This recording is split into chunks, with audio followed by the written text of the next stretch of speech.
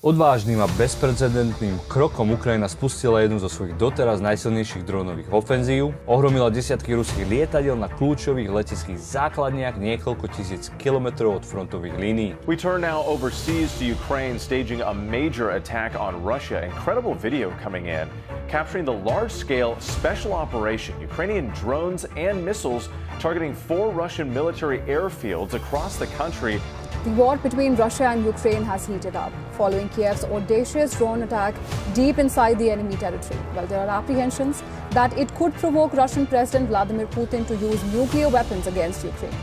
Tento strajk, známy ako operácia Pavučina, vyvolal otrasy v Kremli a na globálnej scéne. Moskva zúri, označuje útoky za terorizmus a sľubuje odvetu. No keďže zo spálených pristávacích dráh stále stúpa dym, ruskí predstavitelia sa pripravujú na stretnutie s ukrajinskými vyjednávačmi v Istanbule. Presadzuje Ukrajina mier alebo kreslí nové červené čiary palebnou silou? Takže určite zostaňte naladení, keď rozoberieme celý rozsah ukrajinskej operácie s vysokými stávkami, ruskú vojenskú a politickú reakciu a ako by táto eskalácia mohla formovať budúcnosť vojny. Taktiež nezabudnite dať like, odber a zapnúť upozornenia, aby vám neunikli najnovšie aktualizácie z prvej línii.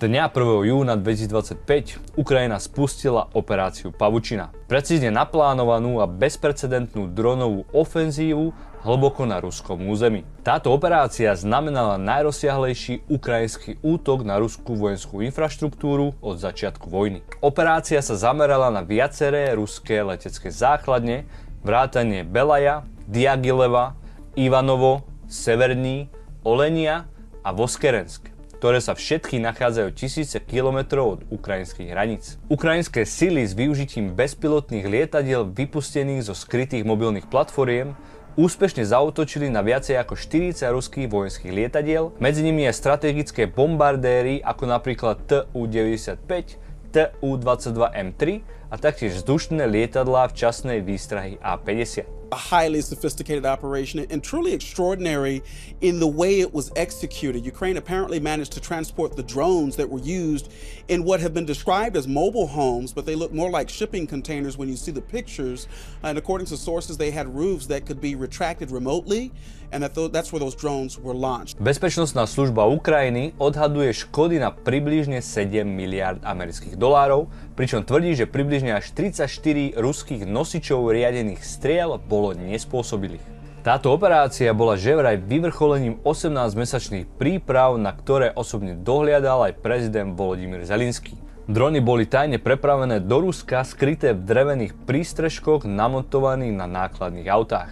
An innovative, creative attack, really expertly, professionally executed. I'd put it on par with the Israeli beeper or handheld walkie-talkie attack they did against Hezbollah late last year, in the sense that it took years of planning, in this case almost 18 months, and secrecy and smart targeting, and then an effective blow. Tieto mobilné štartovacie platformy boli strategicky umiestnené v blízkosti cieľových leteckých základní. V určenom čase boli drony na diaľku nasadené na vykonanie útokov. Taktiež ukrajinskí agenti zapojení do tejto operácie boli údajne pred útokmi evakuovaní.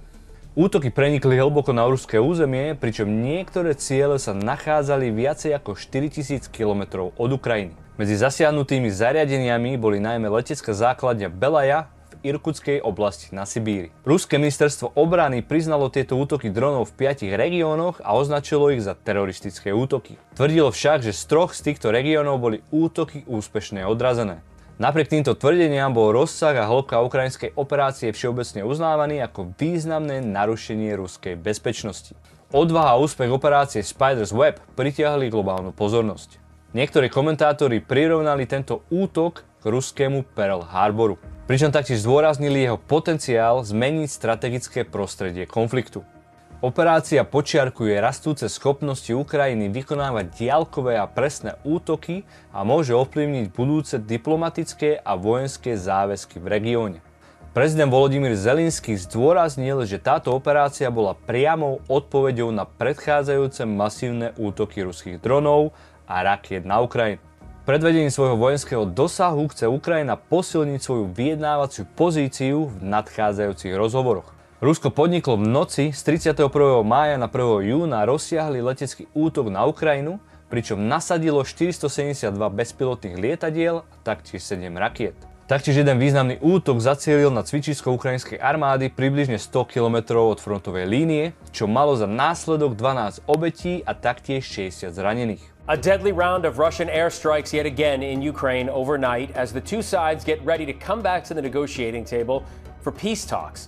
Ukrainian officials say at least 10 people were killed, 33 injured in a barrage of aerial assaults across that country. V rámci prípravy na stretnutie v Istanbule Ukrajina načrtla jasné ciele. Bezpodmienečné prímerie, návrat ukrajinských detí odvlečených do Ruska, medzinárodné bezpečnostné záruky.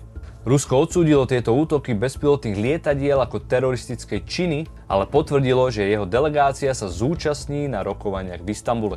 Ruské ministerstvo obrany priznalo poškodenie svojich leteckých základní, ale tvrdilo, že niektoré útoky boli odrazené. Útoky odhalili zraniteľné miesta v ruských systémoch protivzdušnej obrany, čo môže podnietiť Moskvu k prehodnoteniu svojich vojenských stratégií. Zatiaľ čo účasť Ruska na rozhovoroch naznačuje ochotu diplomaticky sa angažovať, nedávne útoky môžu sprísniť jeho vyjednávaciu pozíciu, najmä pokiaľ ide o bezpečnostné záruky a územné diskusie. Načasovanie operácie Pavučina, bezprostredne predchádzajúca mierovým rozhovorom, pridáva rokovaniam na zložitosti. Taktiež ukrajinská demonštrácia vojenskej zdatnosti by mohla slúžiť ako páka a prinútiť Rusko, aby zvážilo ústupky. Avšak naopak, tieto útoky by mohli viesť k zvýšenej rigidite z ruskej strany, pričom by sa útoky mohli považovať za eskalujúce. Obidva národy utrpeli v nedávnych eskaláciách značné straty, čo by mohlo vytvoriť vzájomné stimuly na hľadanie deeskalácie.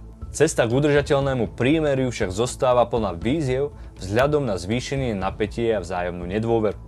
Berte prosím do úvahy, že toto video bolo pripravované v pondelok pred stretnutím Ruska a Ukrajiny v Istanbule, takže niektoré informácie už môžu byť irelevantné, ale určite odoberajte tento kanál a zapnite si taktiež notifikácie, aby ste nezmeškali podrobné video ohľadom detailov týchto rokovaní. Moje meno je Jakub Dekýž, ja vám ďakujem za pozretie až do konca a dúfam, že sa uvidíme na budúce. Majte sa pekne, dovidenia.